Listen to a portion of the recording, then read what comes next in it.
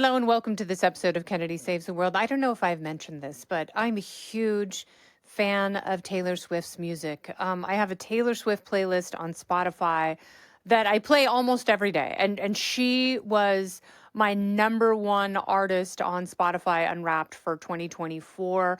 I think that she's an incredible lyricist. I love her voice. I love the way she writes songs. I love trying to figure out who her songs are about. But I am so incredibly sick of her as a person. And if I don't see an image of her for another 5 years, I think that that won't be enough time. She was so annoying at the Grammys. I was happy that she was shut out. The Tortured Poets department I felt was very rushed.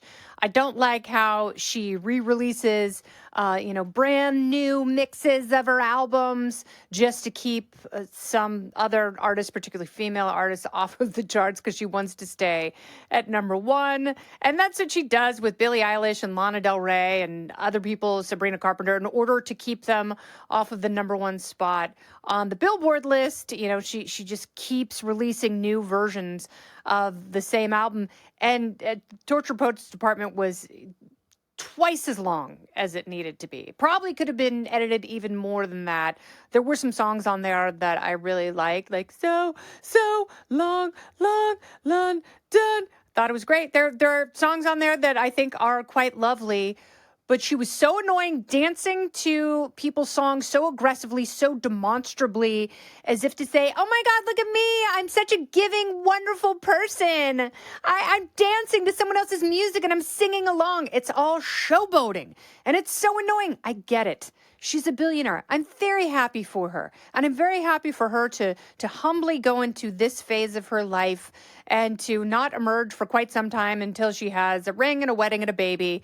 Just go be yourself for a while, out of the limelight, and live your life without all of us having to see every single moment of it, because I get it. You're worth a lot of money and you make money for different businesses. And I thought that was one of the best things about the tour was when she went on this global tour. It was the first time she toured internationally, which I thought was shocking.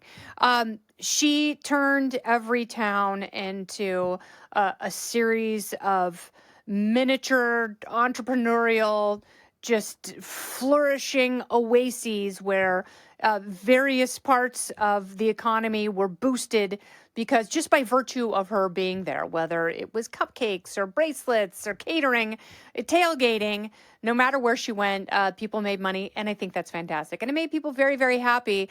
But sometimes, even with cupcakes, a little bit is too much, and we've had a lot of it. So she was annoying dancing at the Grammys. I'm glad she was shut out. I thought her thigh chain, which is now obviously a thing, that was annoying because everyone's like, ooh, Easter eggs. There's Easter. And I'm sick of the phrase Easter eggs. I'm sick of the idea that there are hidden messages in anything that she does, because there are no hidden messages. Everything she does is completely overt. You know who she's writing about. You know who she's talking about. You know who she's lusting after and which gender. Wink. And I don't care. I think all of that is completely separate from the music itself. And I am comfortable enough to be able to separate things. I don't like boycotting things. I don't like disavowing people because their personal lives are annoying when their artistry is inspiring. And I will always love her music, even though, when she endorsed Kamala Harris, I thought that was really stupid. But now what really tortures me is that I'm going to have a beautiful, wonderful Super Bowl spread, because like every other home cook, Thanksgiving, this is one of those things that you absolutely look forward to is Super Bowl and the balance of food. And by balance, I mean total gluttonous junk food. But you have to have surprises. You have to have Easter eggs for people. Maybe I'll make actual Easter eggs for Super Bowl and dye them and make deviled eggs with them. I might actually make deviled eggs with lobster meat for Super Bowl Sunday. That would be delicious and not too hard to do. All you do is make regular deviled eggs. You throw in some chopped lobster meat. You go inside the egg white shell, and boom, you're a hero. unlike Taylor Swift, because we're going to have to watch her throughout the game. And then the Chiefs are going to win. And then she's going to go onto the field and they're going to get engaged. And Travis Kelce's going to retire and it's going to be stupid. And then Jason Kelce, by proxy, is going to become more famous, which is the dumbest thing of all. Don't go anywhere. More Kennedy Saves the World right after this. I don't like the Eagles. I don't dislike them. Their fans are awful. Eagles fans, what is wrong with you? Everyone I know who's gone and seen their team play the Eagles in Philadelphia has been, best case scenario, verbally assaulted. But I don't know anyone who's gotten out of there without something, more than insults and swear words and the C word, even the guys, being thrown at them by Eagles fans. You people are absolute barbarians. This is the only city where when you win, you still punch police horses. Don't punch horses. Don't light things on fire when your team wins. But the Eagles, they're not going to win. Jalen Hurts has lived up to his name. He's hurt. His knee hurts. His smile is lovely. He seems like a nice guy. I really love watching Saquon Barkley play. Saquon Barkley is too young. He's not going to be able to carry the team on his back. He won't be able to do it by himself. I think he might have a tremendous game. I still think the Chiefs are going to win. And then we're going to be bombarded with stupidity as if Taylor Swift is the most important person in the world. She's not. She has become the most annoying person in the world. And when good things happen to her, her music is awful. I don't want Travis Kelce to break up with her. I just want her to go away.